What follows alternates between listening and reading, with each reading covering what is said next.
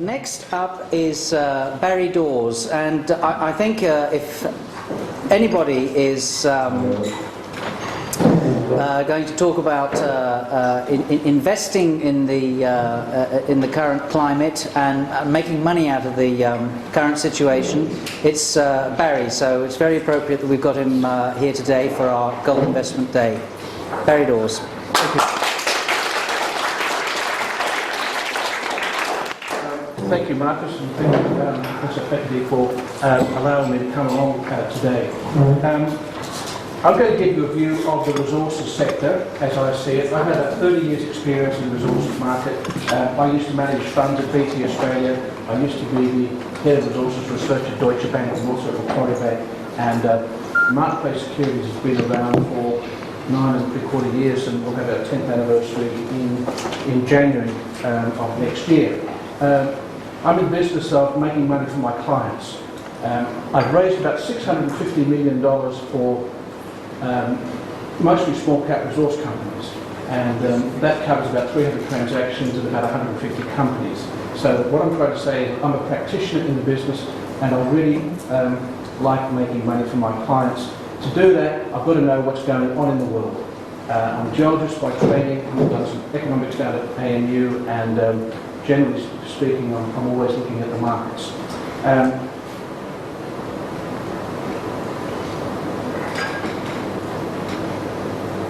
We have a disclaimer which goes with these presentations. I get income from obviously buying and selling shares and from capital raisings. I have an AFS license which allows me to do that. Now, as I say, I'm a practitioner. I do make money for my clients. We've had a number of companies where we've taken from sub $10 million market caps to over $1 billion. So I like to think that I know my work reasonably well, and I sort of laugh at myself that I'm in Marketplace opposite Macquarie Bank, and we like to think of ourselves as the other millionaires factory in Marketplace, but our clients are millionaires. If you get a couple of things that you make 20, 30, 50, 100 times your money, people get rich. And that's what we try and do. So we're always looking out at what's happening and trying to get a macro view of the world, but also a very much hands-on micro view. Now, we've got a pretty positive outlook for resources at the moment, and it covers a whole range of issues, and it covers the 30 years experience that I've had in the markets. Firstly, you can make of it how you wish, whether it's the banks or whether it's bailing out motor vehicle companies or whatever. We've got global monetary and fiscal stimulus underway, and that's there, and it's real, and it's happened, and it's affected the markets. At the same time, we've got an extraordinary amount of cash on deposit, earning next to nothing. And this is probably the most important driving factor of markets all around the world. We've got China and these other BRIC, and keep in mind BRIC includes Indonesia now, 230 million people. At this stage, population is very, very important in what my view of the world is. We've also got the breakdown of the US dollar and the T-bond markets, which is coming. It's happening, and it's going to come. I think some of the comments that Dan Denning has made, and also David this morning, will reinforce that, and almost every one of you here expects that to happen too. And I think it is going to happen in a very significant way over the next couple of years. At the same time, and another reason that we're here, gold is reacquiring that reserve status. I just see it everywhere I go. And it is fundamental to whatever view we have of the world. And commodities still have major supply issues. I'm a geologist, and I'm funding companies which are going out to explore or develop. And when we've got things like 40 million tonnes, just over 40 million tonnes of aluminium production every year, you've got to go and find a lot of bauxite to keep that running. When we've got 18 million tonnes of copper consumption every year, you've got to go and find resources to replace the aging mines that are running down now. Peak oil, it's real, Some people might scoff at it, but let me tell you it's real. And in Australia, we've got money being spent on exploration, which is going to produce results. Now, coming back to that cash thing, this is courtesy of the bank credit analyst. Again, this is a few months old, but basically what it says is this is a cash mountain as a percentage of the Wilshire 5000 index. Now, the Wilshire 5000 index is a very broad US index. There's about 6,500 stocks, and it's got a capitalisation at the moment of around $13 trillion. So there's $13 trillion capitalisation, but the cash in US bank deposits and cash management trusts in March of this year was around 95%. So the cash on deposits equal to that equity. Now, this is very, very important in understanding where capital flows determine all the markets. Where it's going to and where it's coming from determines the levels of the markets. And in great contrast to the amount of cash that's up there, the average rate of return on the short-term instruments is about 0.2%. So fabulous position to be in if you want to be in cash, earning 0.2%. Now, when I say the global stimulus is working, it is working.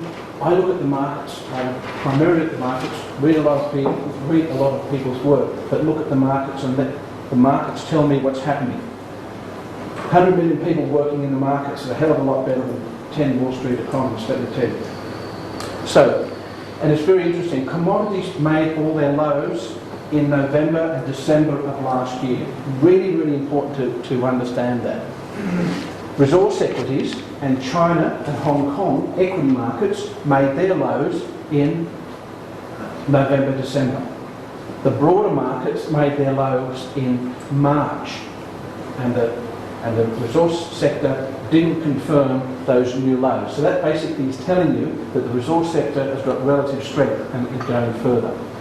We're seeing inventories being rebuilt, and China, as I'm sure most of you were aware, has been buying up a lot of inventory ahead of its growth. And I'll show you some of those numbers. And it's not just copper and zinc, it's also iron ore and coal. Unemployment looks as if it's going to continue to increase as the world goes through this change, but it's a lagging indicator. You know, I'm not a Pollyanna, I'm telling you what the markets are telling us, okay? And so we're here to try and make money. Now, the bond markets, in my view, are definitely breaking down, and we've got a major risk of inflation. Not wage push inflation or anything like that. It's a matter of increasing the number of dollars or whatever pounds in circulation, and relative to the economy, it's just not going to work. So we're going to see gold in a major revaluation. Now, this is the long-term oil price, and what I want you to note here is that the low came in that October-November period, and the pullback in March when the equity markets made their lows was at a much higher level. The same thing for copper. It made its low, and it's interesting that copper prices are around about $2.90 a pound. It recently made a new rally high last week. Obviously it's pulled back a bit just into that support, but the commodities themselves still look as if they're in quite strong uptrends. Now, the ASX in its wisdom sold all its indices to S&P about 10 years ago and destroyed all the long-term indices. A really dumb thing that they did. But if we use BHP as a proxy, in the big sell-offs last year, it really only got back to its long-term uptrend, and it's well above that. And BHP is quite an outstanding company, very strong balance sheet, very strong cash flows, and there's no reason why BHP, with all its assets, can't do significantly better going forward. Shanghai Index. This also made its low on the 31st of October, and it rallied up. No real pullback into the major lows that we saw in the US market, the Japanese equity market, the All Ordinaries and the UK market. It's basically showing that these things are quite strong. The other thing which is really important about this thing is that there is no way, and I assume most of you have got some sort of technical analysis background, there's no way that this market is overextended. Now, I think that's very important to understand that markets go out with a bang, not with a whimper. And I don't believe we've seen anything like a blow off from there. This illustrates quite well the low in December and then the low in March that the resource sector did not confirm. But again, this market does not look overextended to me as I look at it in terms of a market. Now, the S&P 500, a different market. You can see again that March low versus the November-December low. Now, this is one of my favourite charts. It's something which I've been showing people for some time, and I've got it wrong. But it's really important to sort of understand what this is telling us. Now, the last major low in long-term US interest rates, and this was the 30-year Treasury up until 1977, so the 10-year Treasury, then became the 30-year, and I might have a little bit of about a year when they weren't using the 30-year Treasury, weren't issuing anything. But if we see this, it gives us a very good understanding of what might be happening. Now, we had 39 years of rising interest rates. So these economists that tell you, oh, we're going to see 25 basis points increase in our basic lending rates, and then it's going to come down or whatever. They're just not getting the big game. 39 years they rose, and 28 years they've fallen. It's really significant what's happened. This low here is the major, it's the last gasp in a bull market in bonds that is now reversed. So we had the Vietnam War and Lyndon Johnson's Great Society from 1965 that was brought inflation. We had the election of Ronald Reagan, and interest rates peaked in the first quarter of 1981, and they've basically been falling ever since, and this is the major reversal now in that market. Interestingly, David was talking about the manipulation of the markets and the bond vigilantes. From 96 to 98 was deflation. Now, those people think we're going into deflation. Hey, we've had it. We've already had it. And it was back in 96, 98. Amazing, isn't it? For no reason whatever, the $8 got smashed, the copper price, the gold price, the oil price, all got trashed for no reason, because the underlying consumption was going up like that, and suddenly someone decided to smash it all down. Maybe it was unwinding or destruction of the Soviet Union. But this becomes really important because the low in the commodities was October 1998, over 10 years ago. Now, it's really interesting. Those people think we're going to go through something in the 30s again. Just think about what was going on in those days. We probably had 40% of the world's working population involved in primary industry, agriculture, fishing, forestry, mining, whatever. And today, how much is it? How much? 3. So we've had major shifts. So what we've got a service economies, post-industrial economies in places like the UK and the United States. And that's important to understand about where we go from here. Now, so we had disinflation, a period of declining inflation, deflation, where the actual inflation rate went negative, and we've had reflation, and now we're going to have inflation. This is where the US Federal Reserve Board has been, and other governments have been playing around with interest rates and have extended this decline for longer than it should have been. Now, from our point of view, China is leading the way in where it's going. They've got a major fiscal stimulus running, but it's the basic industries. Now, I'm in the business of basic industries. Copper, coal, iron ore, aluminium, gold, all the demand for these basic raw materials. And so I have to look at what's happening in the world in respect of those things. Not GDP. GDP numbers are fudged, they're late, they're revised, they're put together by economists, and for my... I can't use it. So give me tons and give me price every day, and the market with 100 million participants is telling you. Crude steel production, this is fascinating. I think this is an extraordinary thing I'll show you in a moment. Look at restocking of major commodities, and China's been aggressively acquiring global resources to use that $2 trillion of US dollar assets, or external assets at least, and gold reserves, that they're buying that. Now look, this is, I've been a steel industry analyst for many, many years, and what's happening in China has just been extraordinary. China produces, at the moment, about 620 million tonnes annualised, 620 million tonnes per year of steel. Now, this is China's monthly annualised steel production. That's the United States. The United States fell over 40% during the second half of 2008. The US is producing 55 million tonnes of crude steel. China's doing 620. What is it telling you? US is not important. In the basic industries, it's not important. Copper consumption. China takes 30% of the world's copper. The US is 10%. Really important to understand that. And what we say for copper or aluminium or steel or nickel or whatever, they're all the same. Chinese iron ore imports. It's growing. It's a hell of a lot higher than last year.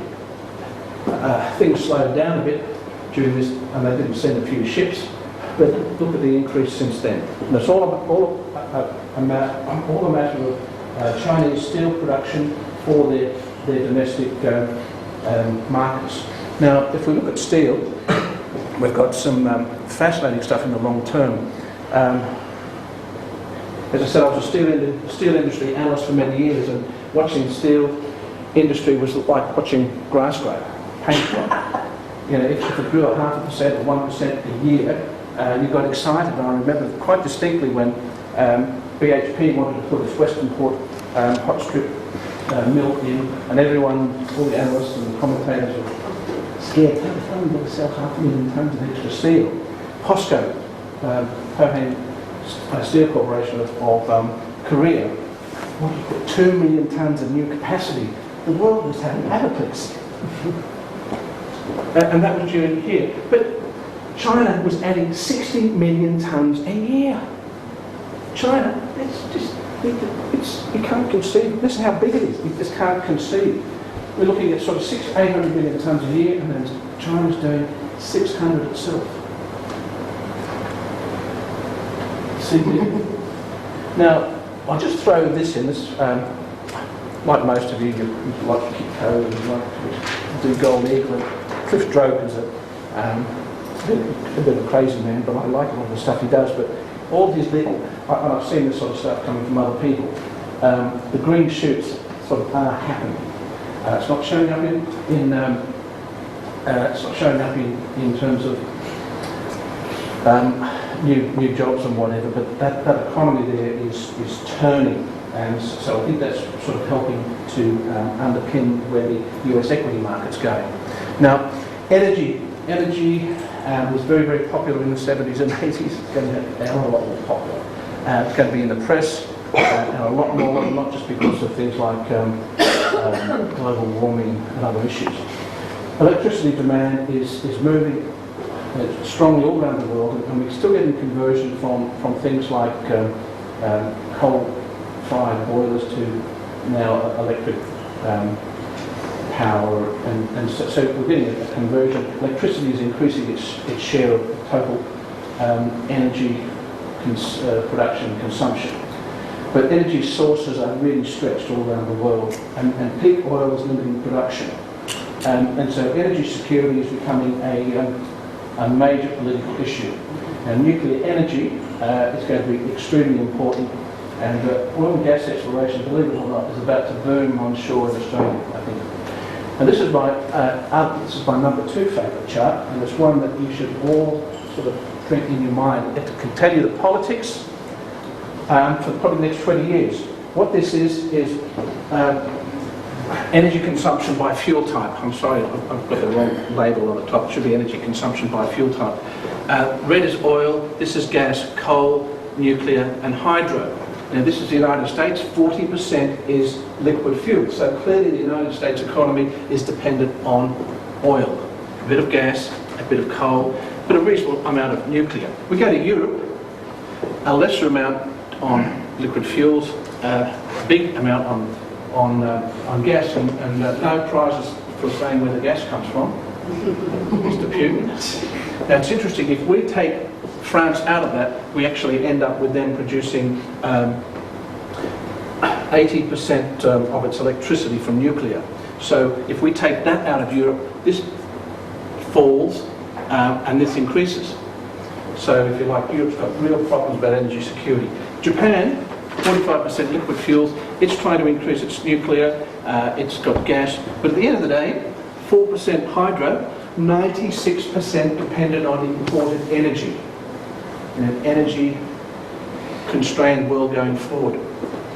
Those people who think that Australia, with its 1.5% contribution to world greenhouse gases, are going to make any difference. 70% of China's coal energy comes from coal.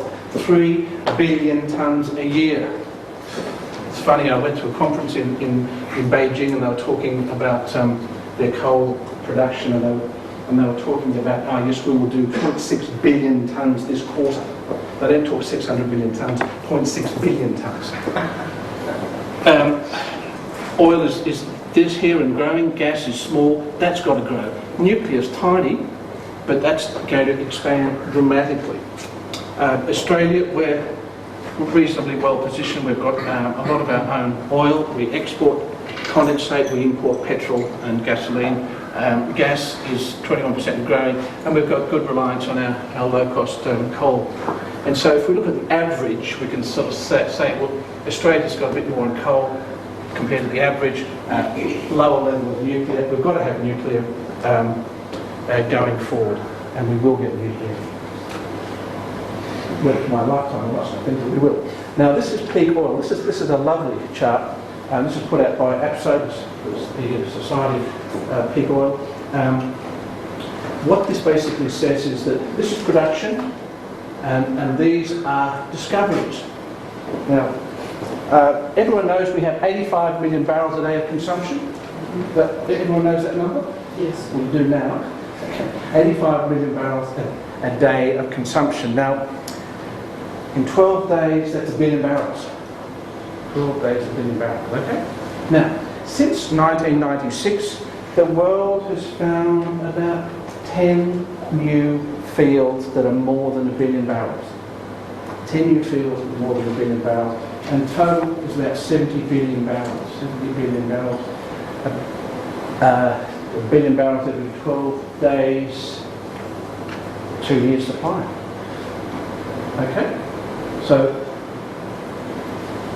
what this is our production, and we are now, because production is higher than new discoveries, we're running down inventory. We are running down reserves. So there's no way, and not only that, OPEC, particularly in the Middle East, have lied. They've lied. Everyone should read Matt Simmons' Twilight in the Desert. And basically, this guy used to go and do the audit of all the oil reserves for the US corporations that owned Aramco, and they would submit to the US SEC.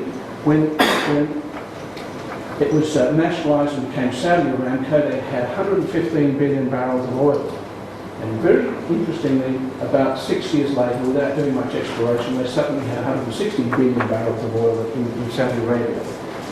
About 5 years later, there was 260 billion.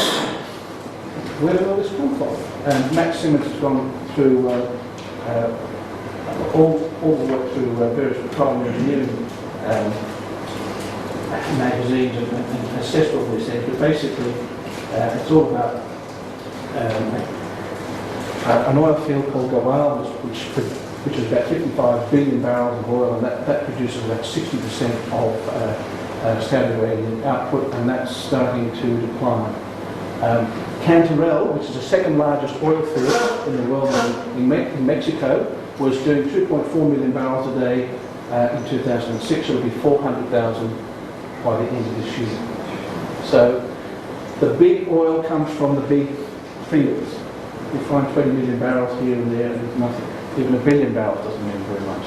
So what this says is that we've already seen peak oil in terms of regular oil, and we really have, and we're reliant on things like deep water oil, we're reliant on natural gas liquids and various other things. But at the end of the day, oil fields sort of start off like this and decline to about 14% per annum, and that's telling you it's not going to happen.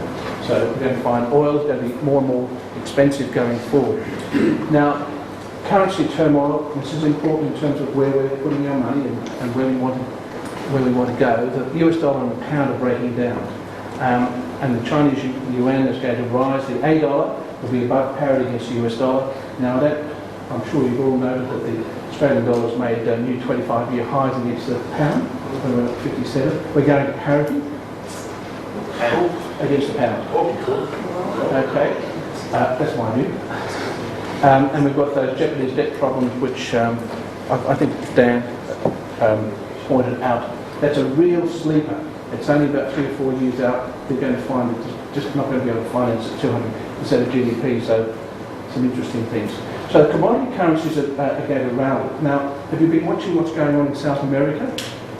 You know, Chile, budget surpluses, like we were under Howard here, budget surpluses, trade surpluses, no debt, big reserve, big future funds. Peru, same thing. Colombia, Argentina, it repaid all its debt, but it's got some dumb people running the show at the moment. And Brazil has reduced its debt quite substantially.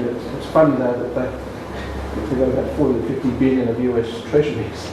Instead of paying the debt back, they bought US treasuries. But Brazil's in a great position. There's 600 million people in South America. 600 million people. It's 1.3 billion in China, and a billion or so in India. So there are other parts of the world that are doing things. And that, as I've tried to say to our friend over here, that these things are really quite significant. And the US, with 300 million people, is going to see a dramatic reduction in living standards, but the living standards of these other countries are going to improve. And at the end of the day, gold and silver will be the best currencies. Now, you've all seen this US dollar index, which is a terrible index. And you've looked at it, 57% made up by the euro, a bit for the yen, a bit for the Canadian dollar, a bit for the Swedish krona.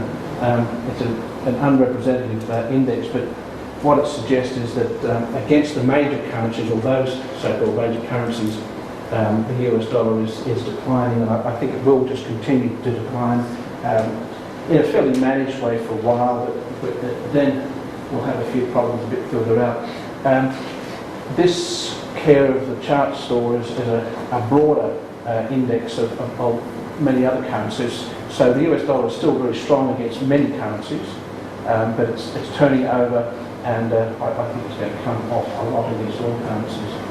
Now you've all sort of seen what's happening to this in the short term. There's a bit of a rally underway at the moment, but I can't see it getting through around here before it comes off again. And when we look at the bonds, I don't think we've got very much time. Now the Chinese yuan, it's clearly been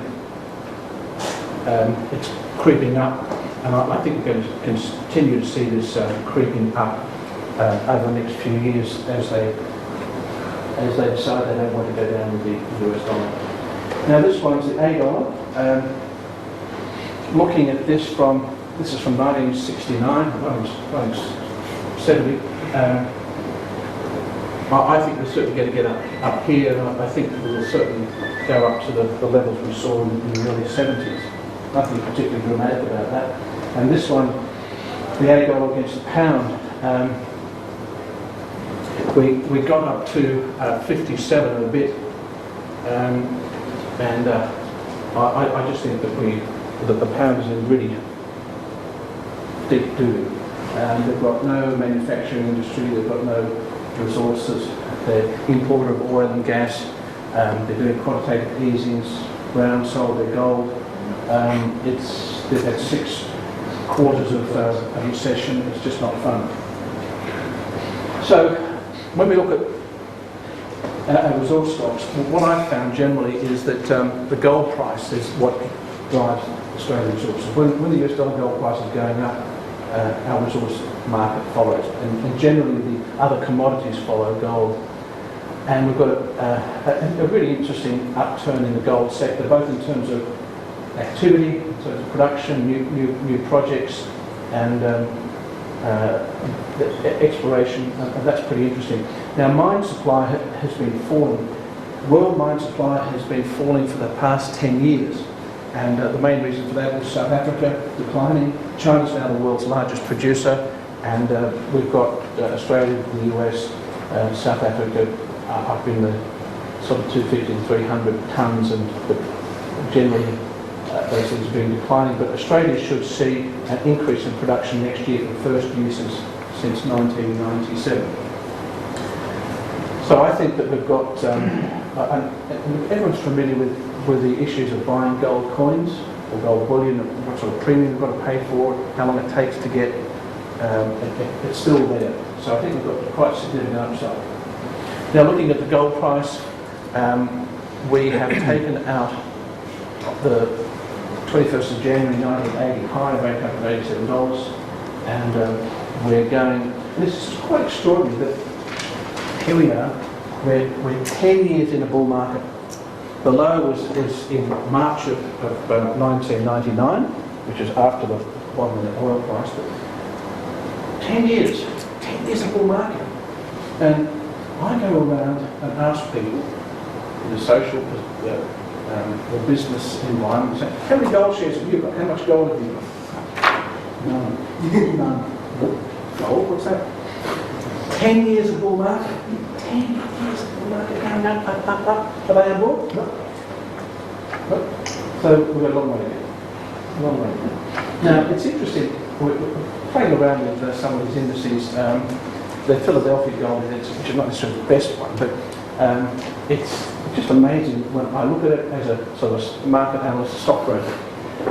You know, 2 steps forward, 1 step back, 3 steps forward, 2 back, 3 sideways, 3 steps up, 3 sideways, 3 steps up, 3 sideways. And I thought here we're off of money, and then we got smashed. But it's interesting, it's recovered most of the way back. Now, what that says to me is that market has never ever been overbought. There's no speculation in that market. It's been climbing a wall of worry for 10 years. And you read the Kit Codes and the Gold Eagle and those sorts of blogs, and there's angst. There's angst amongst all the gold people. And it is very frustrating because we're not getting a flow on in gold price that we'd love to see, that we know is coming. And yet, every time we get smashed by derivative fellows from JP Morgan and all that sort of stuff. But A, it's a bull market.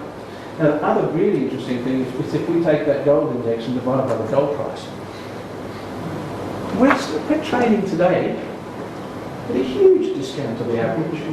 So, gold's at an all-time high. Gold stocks are only okay, but they're sort of at a huge discount. So people don't believe it. They're not on board. 5 minutes, Barry. Now, I got this little chart last week, which is by Eric de Groot from Jim Sinclair's mine thing. And this is just fascinating. It goes back to 1921, and it's an S&P Gold Index remodel, but it's extraordinary. There was, after the revaluation of gold in the 1930-31, these things rallied very strongly. They went sideways for 27 years. We've gone sideways for 28 years. That same 28 years is while we've seen declining interest rates. So very strong correlation with interest rates and the gold price and the gold sector. So basically what that says is we've got a big move coming in gold equities. And again, with attribution to Eric de Groot, the gold price is actually leading the equities, which is interesting. So the Australian gold, looking at the Australian Gold Index, been significantly rationalised in the past decade. About 60% of Australian gold production is owned by foreign miners. And as I mentioned, we're going to see production up next year. Exploration funding will expand and expect to see some significant new discoveries. And the asset values are still severely discounted, so they're really cheap. Australian gold production, as I mentioned before, those fabulous lines here we saw in the mid-80s. Gold price peak in 1979, and that's how long it took to respond. And gold production has been declining for 10 years, but will start to kick up next year. We're going to see a lot of fun here. And this is expenditures. They were quite strong in 2008, obviously in 2009, slowed a bit, but they will pick up again. So, conclusions, we've got gold suggests that the inflation, the monetary inflation is ahead, and these monetary inflationary pressures are continuing. Resource stocks are discounted, energy prices, and now, my controversial thing, anyone here's heard of Elliott Wave? Anyone not? Anyway, look, Elliott Wave, or Idiot Wave, as I call it. What wave? Idiot Wave, yeah. The guy put this thing out called the Idiot Ray Theorist. It just made you feel horrible forever. So stop reading it, start to make money. Anyway, if you think about what the Elliott Wave is, it's basically market moving. And the first wave is disbelief, second is pessimism, third optimism. People buy the dip and see opportunity, then we go to before it. And then we get a false bottom, an ill-based value, and then pessimism again. And I say to people, well, hey, the markets last year obviously finished something. Did we have euphoria? It was euphoric last year when the gold price went to $1,033 and the gold price went to $147. It was euphoric. No. A few hedge funds took BHP to $50 and a few other things, but small cap resource stocks were down there, the big caps were up there. No euphoria, no market breadth, no wide participation. Who thought last year crash was a great buying opportunity? I can't wait to get in the market. None. No one. So, did we have optimism? Oh, I can tell you we didn't. I did 13 IPOs, more than any other group. My little group did 13 IPOs in the resource sector in 2007. I had all but one of them I had to sell. They would get on the phone, hey, you want to buy this stuff? Normally in a bull market, everyone wants the stock. Give me stock, give me stock. I want to share. And the brokers fight over it. They really do. And so, did we have some pessimism? Was anyone pessimistic last December, January? Oh, I hate it. And of course, before pessimism comes disbelief. And I can tell you, institutional investors, big $40 billion fund, they've got 3 stocks, 3 resource stocks, BHP, why I don't know. Woodside and Newcrest, 3 stocks. Gives them gold, gives them oil and gas, and gives them everything else. No second liners, no specs, nothing. And as I said, we had a lot of trouble selling stocks, so the public wasn't in there, and the institutions were in there. And guess how long this thing lasted? 10 years. Oil price bottom in October 98, the gold price bottom in March 99. So, and where are we now? We're right there. Doing a bit of pessimism at the moment. We had a bit of optimism. No one believed it for a while. Now they're all. But none of the markets are overextended in my view. We're here. That's where I think we are. Now, our recommendations: you'll have good stocks, overweight gold, have some mid caps, have lots of uranium, lots of exotics, and other fun things. And I'm going to end up with this one. This is the Philadelphia Gold Index, XAU, and the $8 since 1993. It doesn't get much better. So where's the gold price going? Up. Where's the gold stocks going? Up. Where's the $8? Up. Where's the US dollar going? Down. The pound? Down. China? Up. Middle East? North Africa? North Africa is really growing. All the new gold projects growing. South Africa, basket case, but other parts of Africa are interesting. South America growing. India, China, and all these other places. It's optimistic. I'm not optimistic. It's positive. And that's what I think. Thank you.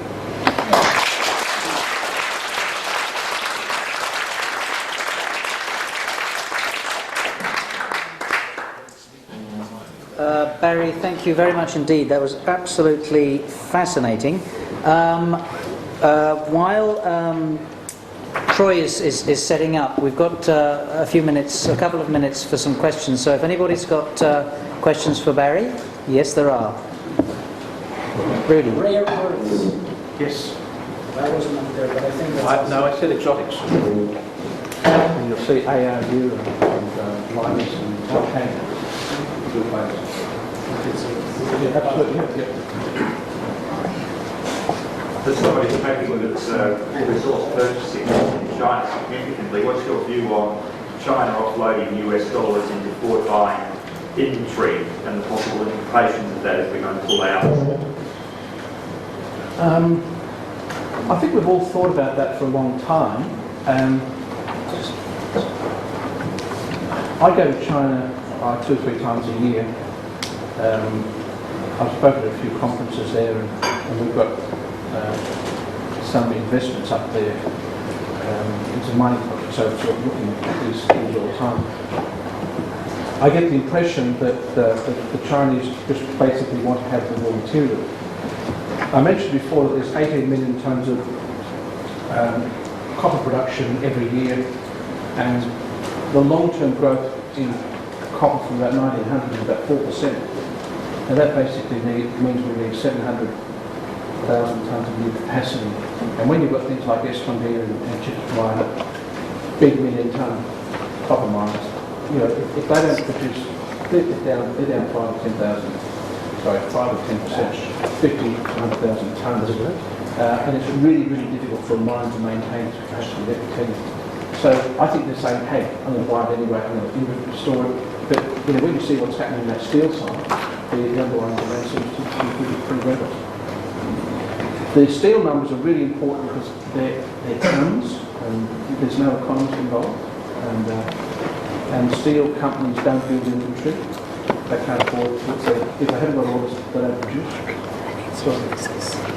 Oh, sorry, mate. Well, in fact, I'd like, if I could, just to build a bit on Rudy's point, because I think it's a very instructive one if we're going to talk about Chinese focus into the future on buying resources and rare earths, that area where the Chinese already control around 96-97% of the market.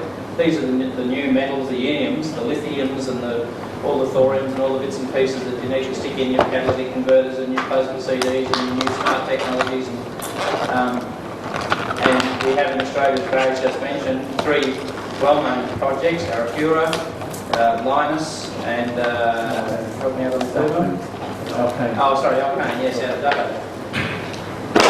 We've seen a good recovery in the share market in the period since March for most areas. It's interesting though in rare earths that despite that, and against the background that China at one point threatened to curtail exports of their own rare earths and really got some chatter going around the world. In the last couple of months we've seen, well, in the case of Linus that was selling a month ago for 90 cents, you could buy it on Friday for 45 cents. It's gone back 50%. Galaxy, a bit out of our deal, but dealing with lithium was over $2, $2.20 I think it made, and it's gone down to $1.30. So if we're seeing the Chinese move to put effort into buying renewable resources in Australia, it's intriguing to me that the area where you expect them to be putting the greatest focus in terms of the future market products are in fact currently the last month or two sliding past us. I just welcome a comment on why that might be the case. I mentioned that the participation rate in this market, particularly the resource market, is very, very low. That interest rate chart is really important. It's important to understand that, the implications. If you assume that these will go into participation deflation, and from about up to 87 crash, resource sector was out. So from 1990 onwards, you just think about it. If anyone was a CFO or a manager or a chief investment officer or a manager, let's say he was 30 in 1990, most of his career he's been involved in falling interest rates. And the guys who made power structure made all their money out of the banks, or they made their money out of infrastructure, investing in those sorts of things, or whatever. They didn't make their money in power-based out of the resource sector. So there are very, very few resource sector people who have any influence in investment management in this country. We might have $1 trillion of superannuation fund. A lot of it's offshore, but the currency really right, or most of it's in banks, or the big Newcrest and Whitley here. There's nothing, there's no real expertise. There's no real expertise still in the broking industry or the investment banks. So people don't understand these things. You know, outside of a very small portion of people, they have no idea. They're more concerned about what National Australia Bank's going to do with this and whether interest rates are going to be kicked up or down, what impact it's going to have on miners. It's just the way it goes. There's no participation, there's very, very little understanding. Sydney used to be the financial capital of the resource sector for this time zone. There's nothing. I'm not nothing. You know, we've got 10 people, 20 people. Well, you've got a monopoly on the market. Sorry? You've got a monopoly on the market. Barry, we'll wind it up there, thanks. Thank you very much indeed, Barry.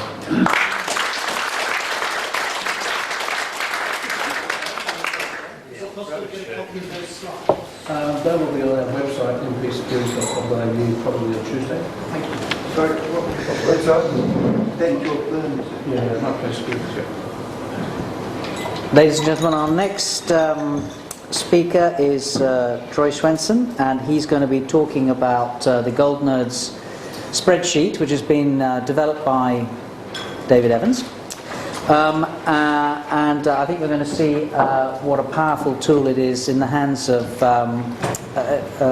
anybody, including amateur investors doing things for their own account, to enable them to analyse the entire Australian gold sector.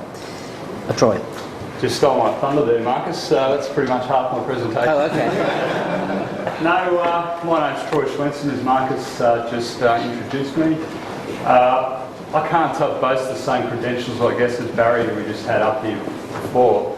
My background is in accounting and finance.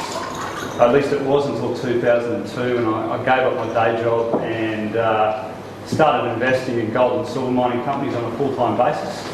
That's both domestically and internationally. And I've been involved in Gold Nerds for the last 2 years. And I must say it's become an integral part of my research process. And I'm really just wanting to go through with you today my use of the spreadsheet and how I use it to arrive at highly prospective investment opportunities. So with that said, I've got a fair bit to get into. So we'll quickly get stuck into it. Today I'm going to go over how Gold Nerds works as a start.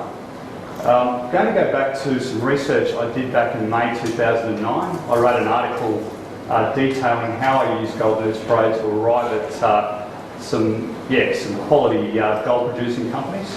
So we're going to go back and have a look at how those stocks have done, I guess, since I wrote that article. Then I'm going to follow that up with a demonstration just showing how I use Gold Nerds to arrive at those 5 companies. Then I'm going to quickly go into some key information about the spreadsheet and some of the key features. Then I'll close things off with another research demonstration, which I'm hoping will start to bring maybe get everything together. And then I'll very quickly talk about why I think a subscription in Gold Nerds is a very worthwhile investment. So with that said, this presentation is going to be a little bit different, whereas everyone else has been standing up. I've sort of got to use the laptop a bit, so you're going to see me bobbing up and down a fair bit, but I'm sure it'll work out okay. So how does Gold Nerds work?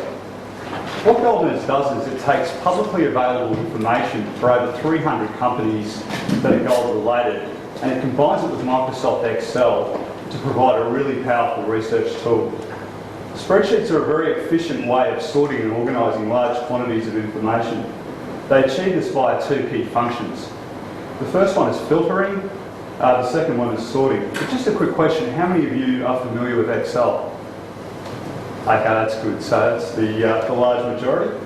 What Gold Nerds does is it turbocharges these 2 functions with a customised scoring system. So what I'm going to go into now is just briefly into these 3 functions and just explain what they are. What is filtering? Filtering enables you to customise your research according to parameters that you deem important.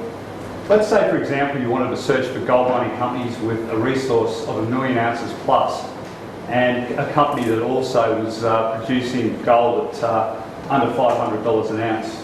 What filtering would enable you to do is to drill down to specific companies that meet those 2 criteria. does a very powerful function, and what it does is it just enables you to, I guess, generate a useful shortlist that meets your investment criteria. So in saying that, what is sorting?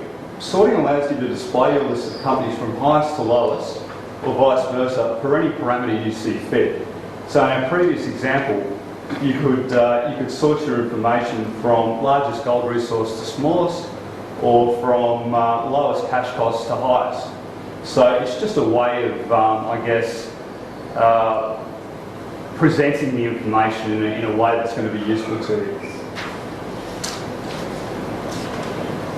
Customised scoring. This allows you to place a series of numbers next to factors you deem important when researching gold stocks. Each company is then assessed according to these weights and given a score. The total score can then be used very effectively to compare companies.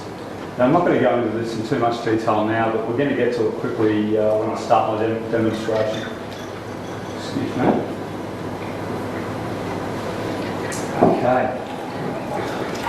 Like I mentioned earlier, back in May I wrote an article called How to Scan for Quality Gold Producers Using GoldNerds Pro.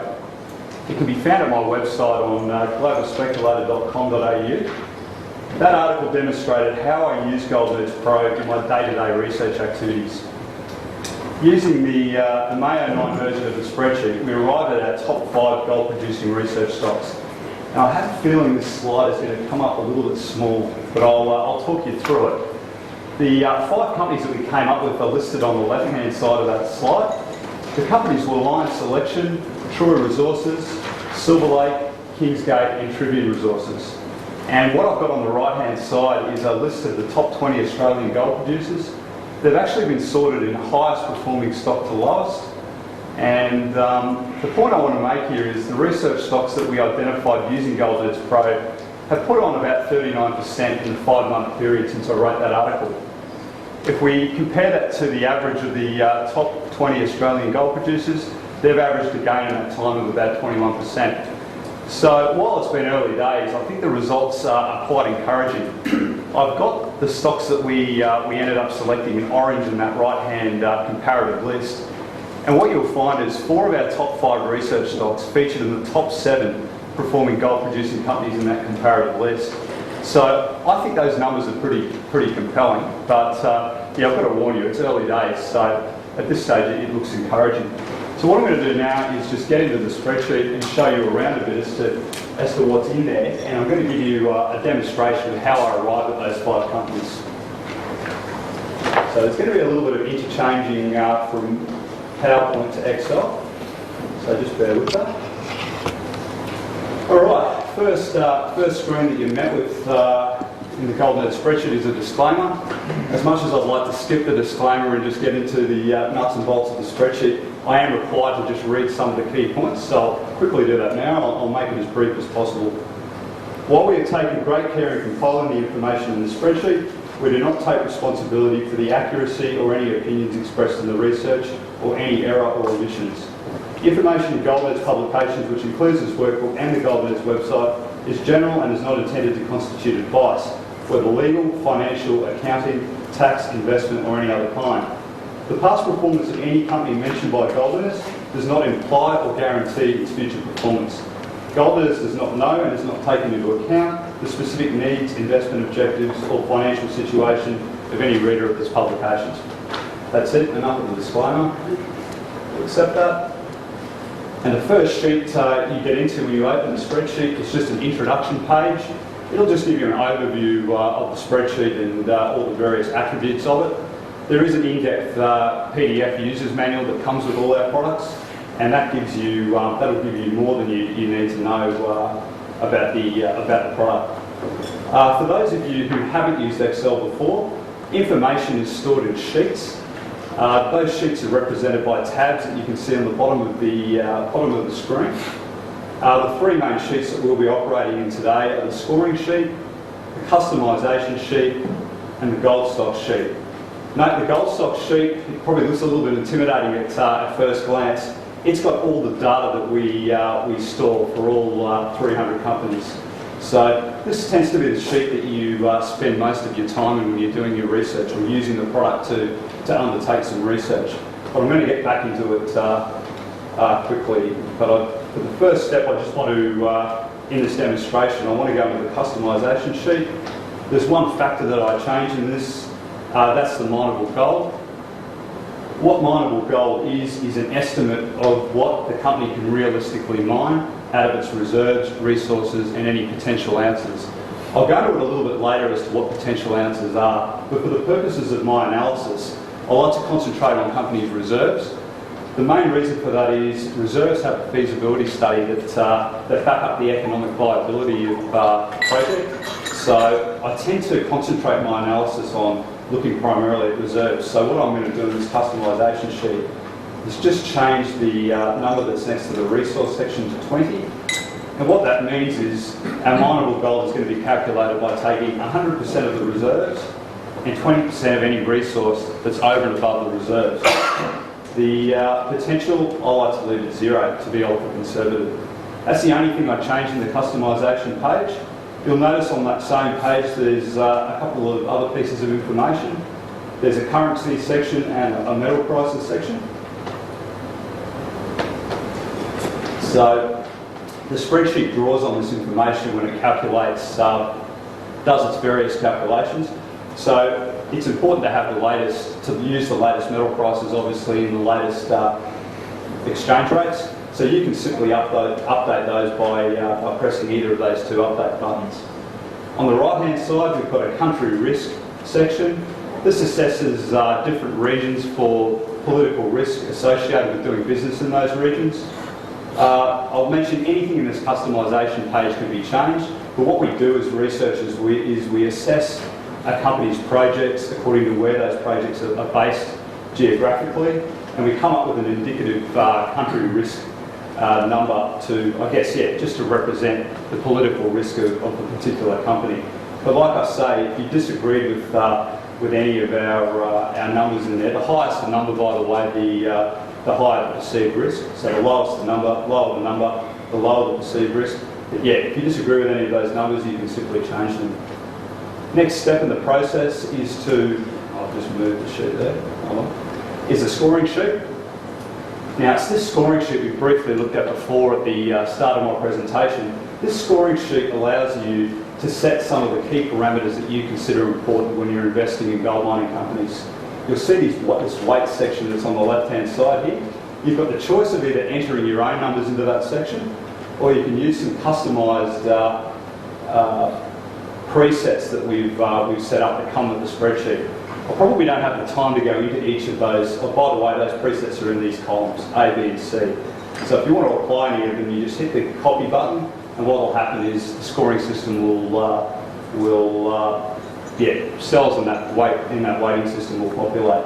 In column D, I've got my own personalised scoring system that I like to use, and we'll use that for the purposes of the spreadsheet. It was as per the article that I wrote back in May. So we'll apply that quickly now. And by hitting copy, you can see now we've got a series of numbers that have populated that weight section. So I'm going to briefly give you an overview of what my scoring system is all about, I guess. I like to see companies with strong balance sheets. So you'll notice there are numbers next to the cash and investment section and the liabilities section. So what that means is a company is going to score higher if it has more cash and investments and other financial assets relative to its market capitalisation. In the liabilities, we're looking at companies that are going to score higher if they have fewer financial liabilities, less hedging. Like many of you, I'm really bullish on the gold price going forward. So when I invest in gold mining companies, I want to make sure that I invest in companies that have full exposure to the gold price going forward. So I have a preference for less hedging. Preferably, I'd rather see no hedging. But so I've got a number next to that. So that's another area I consider important. Mineable gold, we looked at how that's been calculated in the spreadsheet in that customisation sheet. Mineable gold, companies that have more mineable gold are going to score higher relative to the other companies. EV per mineable ounce, that's one of our valuation indicators that we use. The lower the EV per mineable ounce, the more attractive that company is on a valuation basis, and it's going to score higher the lower the EV per minable ounce. I'm going to get into these areas in a little bit more detail later on, so I'm going to skim over this fairly quickly. So the company has more production ounces, it's going to score higher. Another valuation indicator we use is total cost per ownership, and the lower that number is, the better. And companies that have a lower TCO are going to score higher. Again, I'm going to get into what TCO is a little bit later in the presentation. Country risk, I've got a small number in there. I'm not averse to investing in riskier regions, but if you're comparing companies and you're analysing companies, you still want to take that political risk factor into account. So that's they're the areas that I consider important when investing in a gold mining company. So we've entered those parameters into the scoring system. Next step is to show the top scoring companies by hitting this button.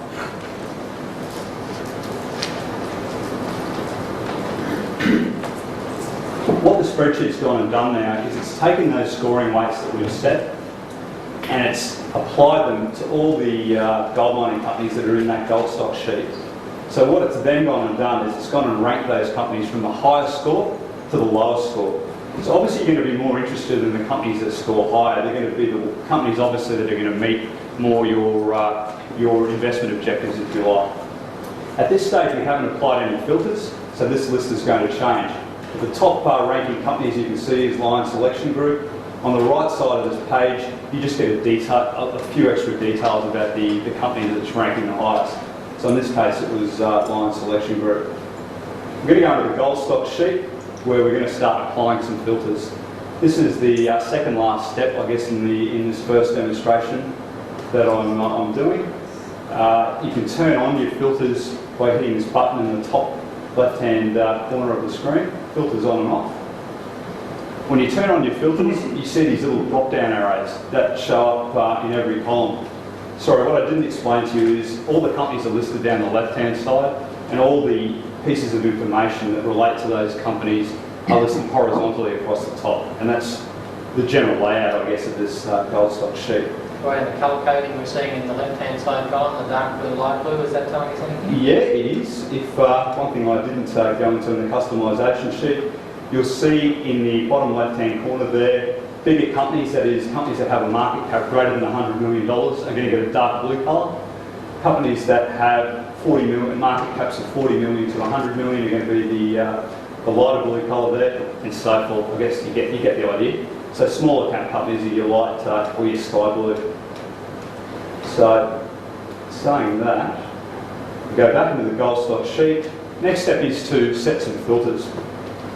So the first filter I'm going to set is going to be in the status column. What the status column represents is the most advanced development stage project in the company's portfolio of assets. So E stands for exploration, D stands for development, and P stands for production. So development is any company that has a scoping study or a feasibility study at the very, or a scoping study at the very least. So to apply a filter, we simply just hit this drop-down arrow. We're going to apply a custom filter, and we're interested in any company, remembering that the search we're doing at the moment is for producing companies. So what we want to do is we want to filter our information so we're only looking at companies that have producing assets. So we're going to hit contains, and then a P for producing assets, and we hit OK to apply our filter. So what that's gone and done now is it's gone and eliminated any companies that don't have producing projects. So we had a list of 299 companies to begin with. You can see on the left-hand side that list has been whittled down to 46 as a result of applying that filter. So the next filter I want to apply is in the current production section. Current production, as the name suggests, represents the annualised production of the company. I'm only interested in companies that can produce a minimum of 20,000 ounces of gold a year. So I'm not really interested in the rats and mice companies that are producing anything less than that. So my next filter is going to be in this column. And I hit custom, and you'll notice there's an option here, is greater than or equal to. So I choose that option, and then I type in 20 for 20,000 ounces. We apply that filter, and we've eliminated any company that's not producing at least 20,000 ounces a year. Last but not least, the last filter I like to apply is in this shares column here. That represents the number of shares the company has outstanding. I personally, when it comes to advanced gold companies, I have a preference for companies that essentially do more with less. I like to see companies have a tight shareholder base, and I've done a fair bit of research in this department, and I've arrived at an arbitrary number of 300 million shares. Typically you find companies with less number of shares outstanding have less dilution. They have, when good news comes out, there seems to be a tendency for those companies to find it much easier for their share prices to rise. I'm sure many of you who invest in gold mining companies out there get as frustrated as I do when you find there just seems to be, with some companies, endless amounts of capital raisings. And what each of these capital raisings do is it really dilutes shareholder wealth, and unless that money is going into productive means that it's going to grow shareholder wealth, it's a little bit akin to a fiat currency really. The purchasing power of money falls as you print more and more money. If companies that raise have lots of capital raising don't invest that money into productive means, the value of your shares fall as well. So in saying that, I like to set a filter for any companies with less than 300 million shares. That's a cut-off I've arrived at. I've actually brought the research with me as to how I arrived at that cut-off. So if any of you are interested in seeing how I arrived at that number, feel free to see me after the presentation and I'll run through it with you. But we choose is less than or equal to 300 million shares. And what you see is we've got our list now from 299 companies down to 14. So these are the companies that I'd consider interesting from, I guess it's obviously my own point of view, and choosing investment parameters that are obviously important to me. The last step of the process is to sort your scoring column. So that's going to sort your list from highest to lowest. I think it's already sorted. I'll double check that. Okay, so you're going to notice there's an S in each of the columns. What that S represents is sorting. So you can sort any of those columns of information as you see fit. So what I like to do is, once I've got my short list of companies, I like to start with the highest scoring companies and work my way down to the lowest scoring companies. Generally speaking, I find the top 5 companies to be the most interesting, or at least that's been my experience to date. And as you can see, those companies are familiar. They're the ones we put up on that earlier slide. The top 5 companies are Lion Selection Group, Tribune Resources, Troy Resources, Kingsgate Consolidated, and Silver Lake. So that ends the first demonstration. Now I'm sure many of you, your heads are spinning at the moment. You're thinking, oh my God, that's far too complicated for me to be able to get my head around. My father's 72 years of age. He never used Excel prior to using Gold Nerds. And I can tell you, as you use it more and more, a lot of these features become second nature before too long. And he used it up after about 2 weeks of use. I was actually quite surprised how proficient he was at using the spreadsheet. So like anything, it's going to just take practice.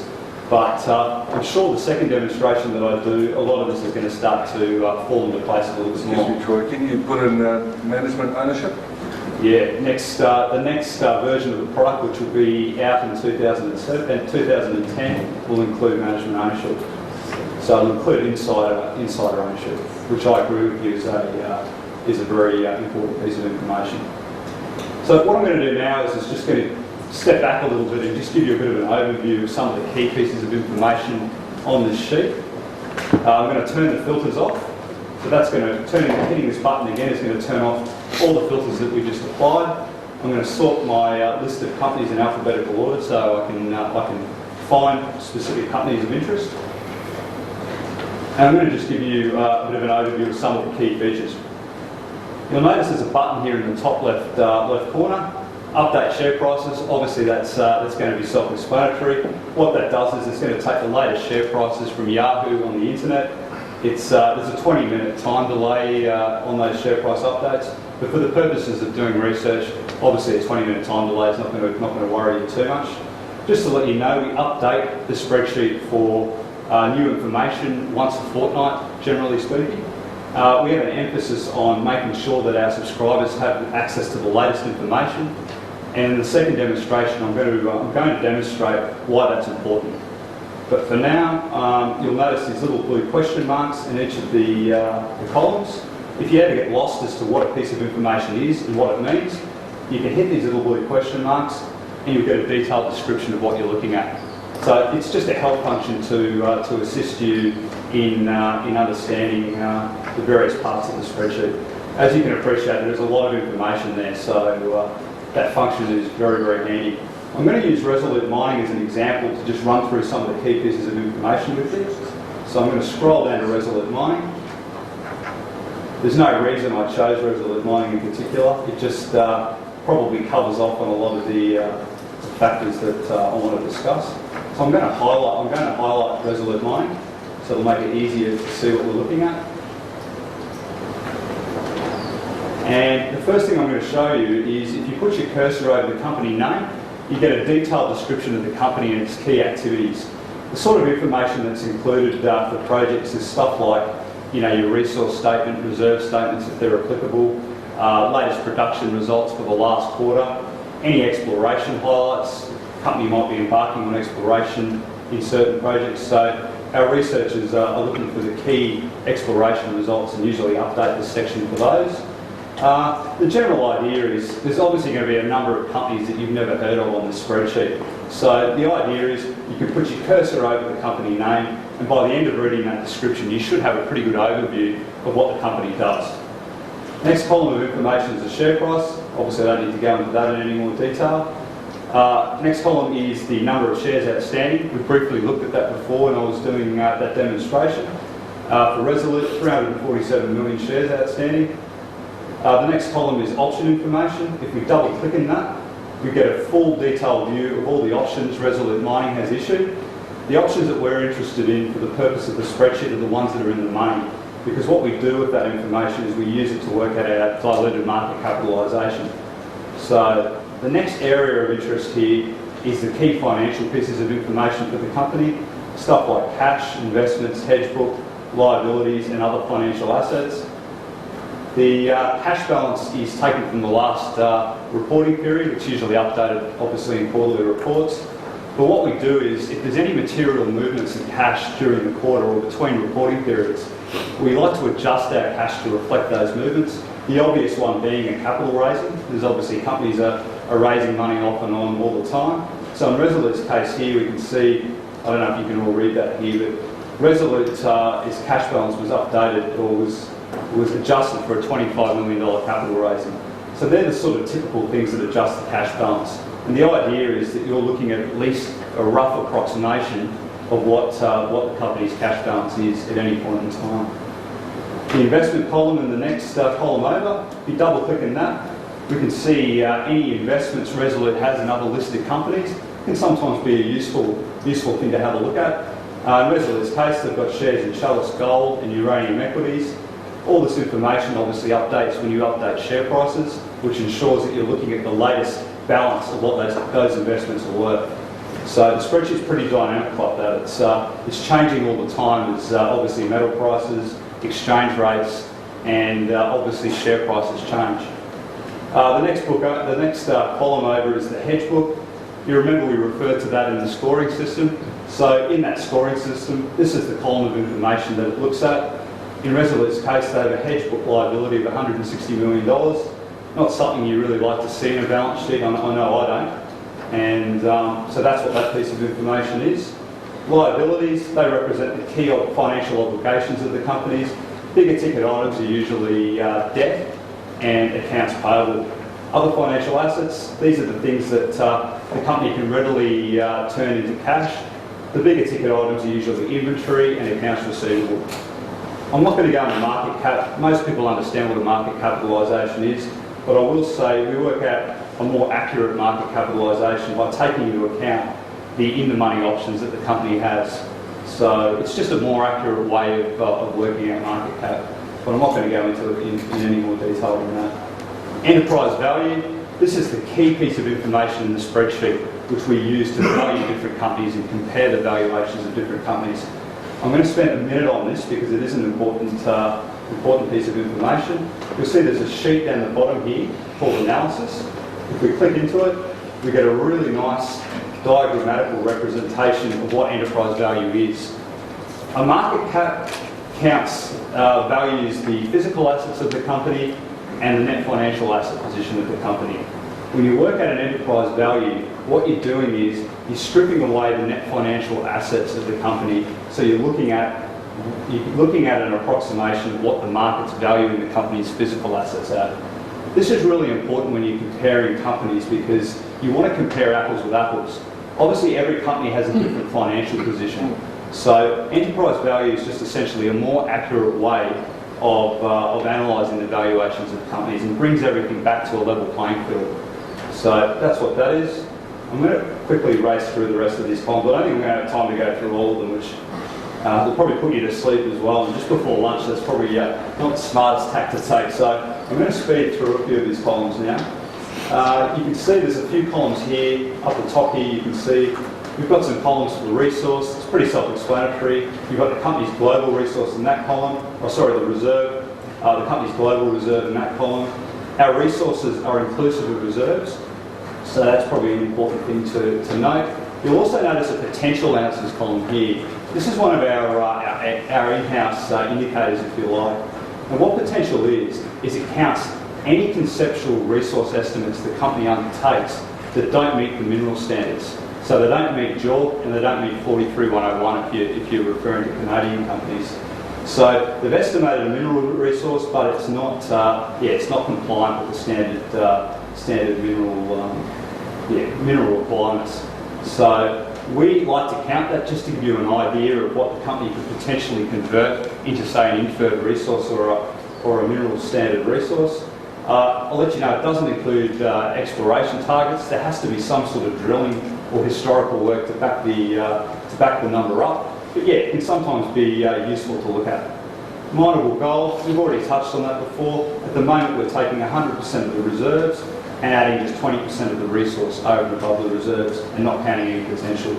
So this just gives you a bit of an indication as to what the company could potentially mine in the future out of all its resources. Next section over is some key indicators, which are the EV per reserve ounce, EV per resource ounce, and EV per mineable ounce. These indicators are particularly useful when comparing like companies. I can't emphasise that enough. When you use these indicators, the important thing is to make sure you're comparing producers with producers, development companies with development companies, and exploration companies with exploration companies. But as long as you do that, you can get a really good feel for valuation in the market. Getting into the last few columns here, these tend to be more performance-based columns. Development costs represent the remaining development costs associated with any pre-production projects that the company's presently constructing. In Resolute's case, many of you be aware they're building their Syama project in Mali, and what you're looking at there, this was back in May, mind you, we're looking at May data. The remaining capital costs largely associated with Syama were $28 million. Current production represents the annualised production rate of the company. Resolute's case, 283,000 ounces a year. Planned production gives you a bit of an insight as to the potential growth profile of the company. What it counts as any feasibility study level projects or any pre-production projects. So in Resolute's case here, you can see their growth profile is fairly steep. Syama is a big project if they can ever get it running to its feasibility study parameters. It's looking to add 200,000 ounces a year to Resolute's annual production. So that's how that number's arrived at. Cash cost, how much is obviously costing the company to pull the gold out of the ground. Resolute's case, $738 an Australian ounce, or at least it was back in May. Now, the total cost per ownership column. This is an indicator that pulls a lot of the information that we just looked at all together. How that's calculated is it takes the EV per mineable ounce, it takes any development costs associated with pre-production projects and works that out per mineable ounce, and then adds the cash cost. So what this ends up giving you is an indicative valuation as to what you're paying per realistically mineable ounce of gold that the company has. And it obviously also counts how much it's going to cost for the company to extract that gold as well. It's a bit of a crude number, and I'll have to admit that. And the next version, we're going to improve on that number a lot more, but it's still a useful indicator to compare like companies with. And obviously the lower the TCO, the more attractive a company's going to be from a valuation perspective. So if you see that over the spot price, as an investor, you really probably have to start asking a few questions. That should start ringing a few warning bells that, well, if you're paying more than the spot price per ounce and investing in the company, you might be better off just buying physical gold instead. So, but I must stress, it is a rough number. So, and it'll improve as we release the new version of the product. Country risk, I'd already gone over that. Resolute has a country risk parameter of 25, which as you can see is a fair bit higher than a lot of the other companies when you look down the column. The reason that is, Resolute obviously does a lot of business in West Africa, considered to be a more politically risky part of the world to do business in. The score is obviously determined by our scoring system, which we set before. And that was risky of me, I guess, to go through some of the theory. I can appreciate, I'm an accountant and I even find a lot of that stuff boring at times, but I just felt it was important just to give you a feel for the type of information that this product has to offer. In saying that, we'll get into something more interesting now, the second demonstration. This demonstration, we're looking to target development stage gold companies and we'll try and come up with another top 5. Again, we're using May data here, so what we can then do is have a look at how those companies have performed using share prices as per the end of last week. So, first step again is to turn the filters on and off button. We're not going to change any of the scoring or customisation. We'll leave all that the same as what it was for the first demonstration. So we've turned our filters back on. First filter we're going to apply is again in the status column. If you remember last time, we set a custom status for producing companies. This time we're interested in D, for development companies. So we're looking for companies that have a status that contain D. So we'll apply that filter, and what we're left with is a list of companies with development stage assets. Next filter to apply. If you remember, we applied a filter in the current production because we weren't interested in any companies that were producing less than 20,000 ounces of gold. We're dealing with development companies. Obviously, they haven't started producing yet. So we turn to the planned production column and we can effectively apply that same filter in the planned production column. So we'll quickly do that now. We set a customised filter and we're interested in any company that has annual production of greater than or equal to 20,000 ounces. We apply that filter. Last but not least, we'll apply that same filter we applied on the number of shares outstanding column. Again, I like to see companies with smaller number of shares outstanding, so I customise the filter to look at anything less than 300 million shares.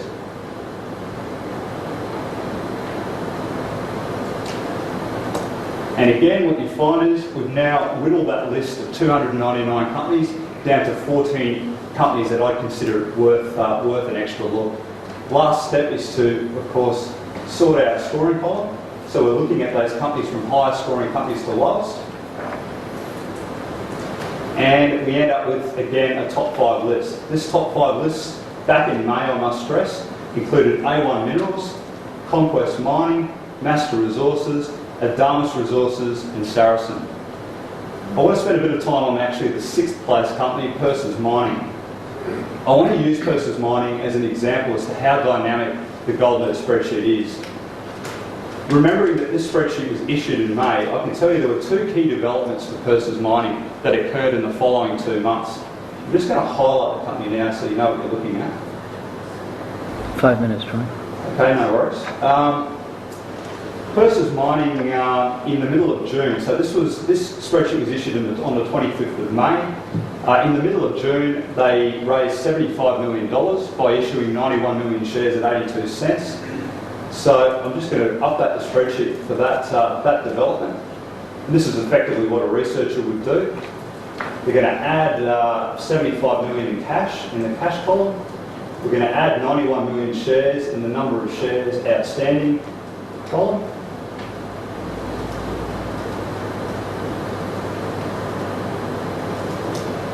And we've adjusted the spreadsheet for the first announcement. Second development for Perseus, On the 30th of July, they released a feasibility study for their Iron Brewery project in Ghana. The big change to the spreadsheet as a result of that feasibility study was the conversion of 1.9 million ounces of resource into the reserve category as a result of the feasibility study. So we're going to update the spreadsheet for that. Remembering the resource, hold on a second. Just entered that in the wrong column. So we're going to the reserve column and we're going to enter 1.9 million ounces of gold.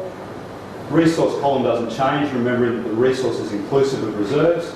So they were two key developments that occurred for Perseus in the 2 months that followed the spreadsheet's issue. So if we re-hit the scoring button, you can see that Perseus Mining has jumped to our #1 stock on our list of our shortlist. So if you have a look at the score, you can see 499 versus the next highest scoring company, A1 Minerals, at 425. It was a pretty compelling leap.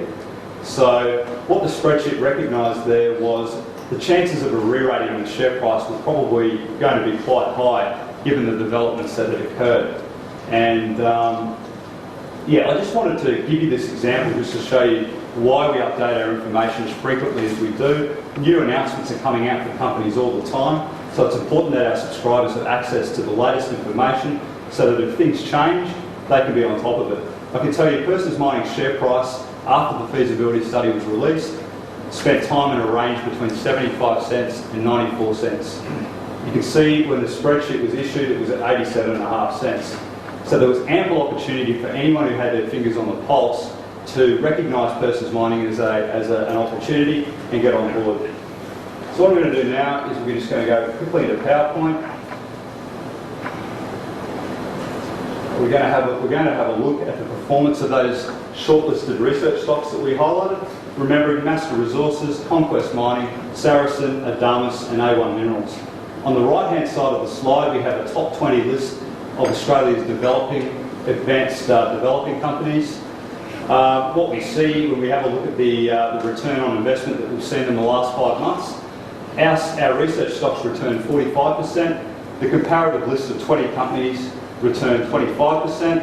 The other important thing to note is all 5 of our research stocks featured in the top 10 performing companies in that comparative list. And if we include Perseus, that obviously jumped to #1 spot when we made those alterations according to the announcements that came out for Perseus. You see Perseus is the 4th best. You probably can't see that at the back, but I'll tell you, Perseus' share price went up 69% in that period, which made it the 4th best performing company on that list. So when you look at that, Goldman's has effectively highlighted 6 out of the top 10 performing companies in that comparative list.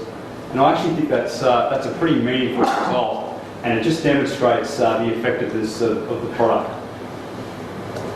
Why buy a Goldman subscription? Why indeed? You're getting a comprehensive list of Australian and North American gold companies with the latest information updated fortnightly. I can tell you some of our subscribers just buy the product just for the comprehensive list of information. They don't use any of the analytical tools that I've demonstrated, which I think is probably selling the product a bit short, but there's obviously a lot of value having access to such a comprehensive database of information in itself. Useful service, it enables you to assess value effectively.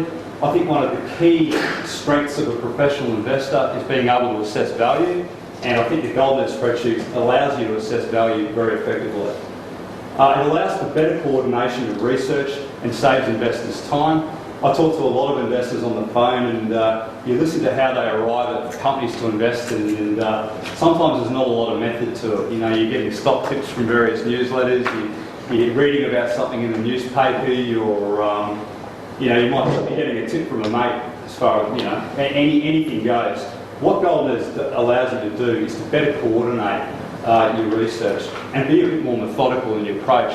Highlight the items that are important to you or that are important to investing in gold mining companies, and narrow that list down. And what results is when you make investment decisions, you're going to have a lot more confidence about the decisions you're making, having gone through this process of arriving at the companies to invest in. I want to stress this is not a stock picking service. You have access to tools and information which can help you independently make investment decisions. And I think that last point is the most important thing. I always like that saying, you give a man a fish he eats for a day, teach a man how to fish he eats for a lifetime. Well, I consider Golden as the tool which is going to teach you how to fish, rather than having to rely on newsletters that are going to give you tips. And don't get me wrong, I think financial newsletters are a great source of ideas, but there's nothing more empowering than to be able to take those ideas and assess them for yourself. And that's what Golden allows you to do. Golden is a dynamic product. We continue to come up with improvements to enhance the quality of the service. Version 3 will be released in 2010. I think I alluded to that earlier. And there's going to be some, I'm really excited about that because there's going to be some great additions as far as the information is concerned. Price list, we have a professional version which you just looked at. It's $399 for 12 months. I'll say that I really do believe we're probably giving away the product at that price, and we've had a lot of people tell us the same thing. There are comparative products in the market that people charge thousands of dollars for. I guess we're targeting at the retail investor. We want the product to be affordable to your mum and dad investor, and that's why the price is as reasonable as what it is. There's a standard version, the $249 for 12 months. The key difference between the standard and the professional version is standard version uses market capitalisation in working out valuation. The professional version takes into account financial information and uses enterprise value in arriving at different valuations for companies. If anyone wants to use it as an analytical tool, I'd strongly stress buying the professional version. Using enterprise value is a much more accurate way of comparing valuations of companies than you simply using market capitalisation. It's chalk and cheese in comparison. But the standard version is useful if you just want access to some of the more general information about all the companies. Well, that's the way I see it anyway.